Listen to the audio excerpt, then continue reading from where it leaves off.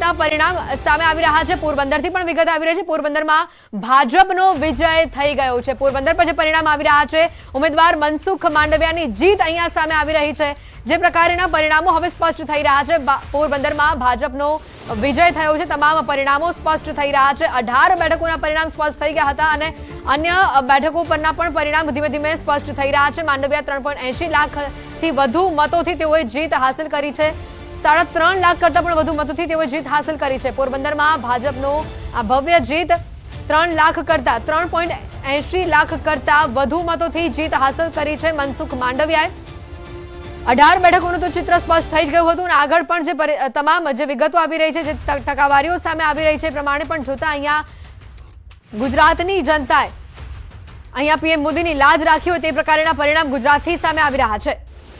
મનસુખ માંડવિયાને 3.80 લાખ મતોથી જીત અહીંયા જ્ઞાનીબેન, અને જે રીતે આ પરિસ્થિતિ સામે આવી છે, જ્ઞાનીબેન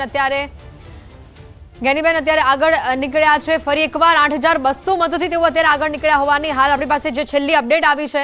આ બાજુ પાટણથી વાત કરીએ તો પાટણથી ચંદનજી ઠાકોર અત્યારે આગળ જોવા મળી રહ્યા છે। ચંદનજી ઠાકોર અત્યારે 4,000 મતોથી આગળ જોવા મળી રહ્યા છે। તમામ જે અત્યારે પરિણામો સામે આવી રહ્યા છે, તમામ ચિત્રો સ્પષ્ટ થઈ રહ્યા છે। તો સાથે છોટાઉદેપુરથી પણ મહત્વની વિગતો આવી રહી છે। અમારા સહયોગી સિદ્ધાર્થ આપણી સાથે સીધા જોડાયેલા છે। સિદ્ધાર્થ,